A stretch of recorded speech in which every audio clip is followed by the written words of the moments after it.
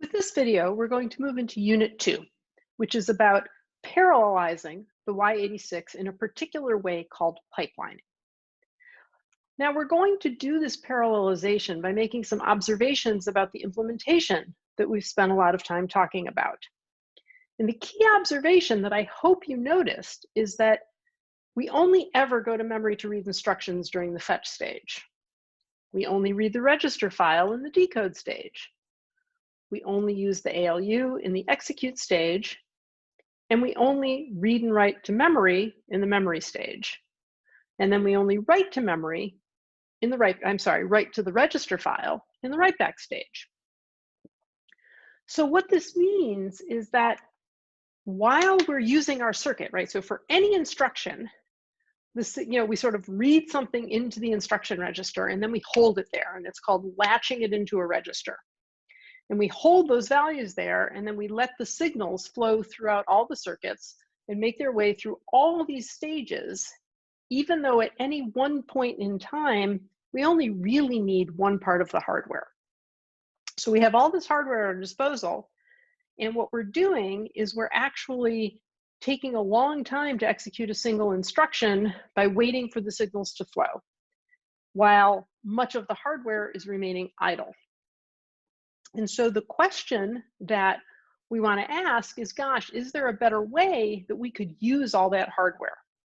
And so to demonstrate how we might do that, I'm going to play a short video for you. So I'd like to introduce you to some friends of mine called the Little Ponies.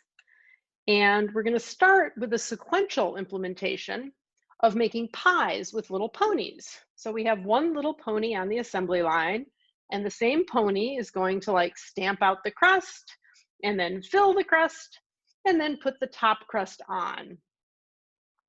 And so you'll notice that it took us a while to make a pie. That's kind of how our sequential processor is running now. But it turns out little ponies like pies, and they would like more pies. So notice how Pony called all the little pony friends, and the question is, what if each friend did a different stage of the pipeline? Now, mapping this back to our processor, you could imagine that one of the ponies is fetching, another is decoding, another is executing. And that time, only one of them did anything at one time.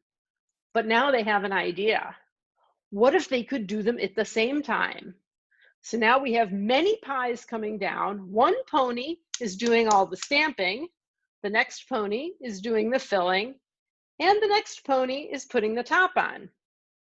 Now you may have noticed that our ponies ran into some problems.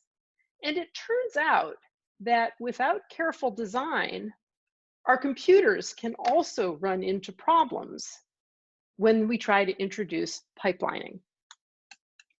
So let's go back to our slides. And that was your introduction to pipelining via ponies. But let's see what it means when we look at it from a point of view of the implementation. So here was the circuit diagram that we had. And what I'd like to do, and we'll see how well this works, I'm going to try to annotate the slide by drawing on it. And this is always just a little exciting. So we're going to draw, and we will draw the squiggly line. So what we want to do is we want to say, well, there's this part of the processor that really is all about fetching instructions, and it's right there. There's another part that's really all about decoding the instruction and sort of reading from the register file. There's another part that's all about using the ALU, including setting those condition codes. There's another part that's all about writing to memory. Ooh, that was bad. And then there's finally the part in the register file where we're going to write. So the question is, can we rearrange our hardware in such a way that we can actually execute this in stages? Now, if we had more space, let's see, I think I need to erase everything to make all that annotation go away. So let's clear all the drawings. Great. And now let's go to our next slide. So we've talked about these 5 stages, and you'll notice that I carefully excluded PC update. And the reason is that if we go back to this slide, what you'll see is that the program counter is in fact a register, but computation of the next PC is really just a logic block.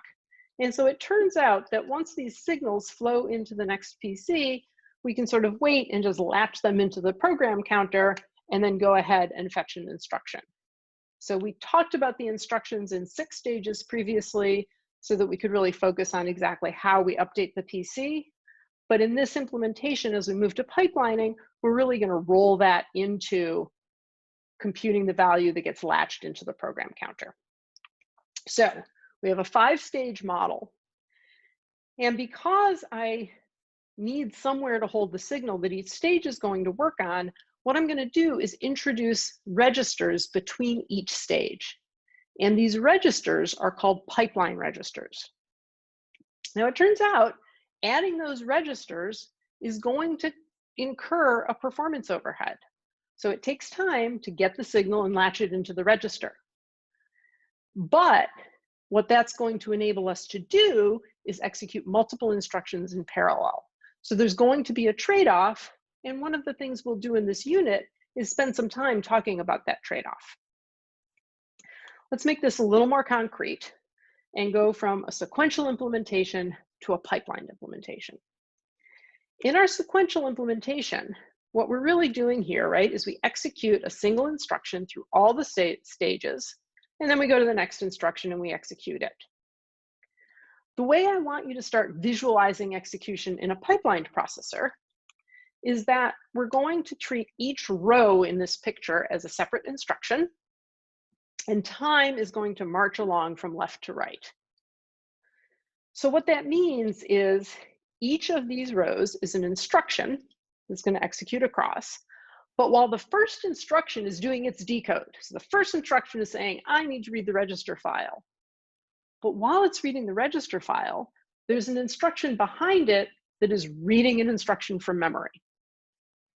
When we go to the next phase, well, that instruction that started first already read from the register file, so now it's going to go into the execute phase. Meanwhile, the instruction right behind it, now it can do decode, and the one behind that can do fetch.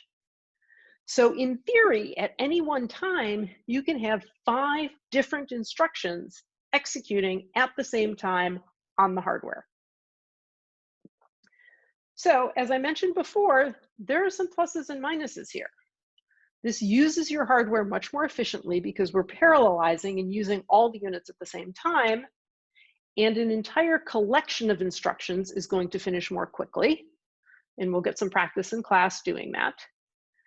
But each individual instruction actually is going to take a little bit longer because we've introduced those pipeline registers. Now, if you don't have your pipeline balanced, and some stages take a long time and some stages are really short, then you can end up with wasted time again, right? So let's say that it takes 1 nanosecond to read a register and 1,000 nanoseconds to run the ALU. Then your instruction that is in the decode phase of trying to read the registers is waiting for 999 nanoseconds while the ALU finishes. So one of the games we want to play here is to balance the pipeline stages so they're all about the same length of time. Now, there's one other really tricky part that we saw in the My Little Pony video, which is that sometimes you don't necessarily have the right information at exactly the right time.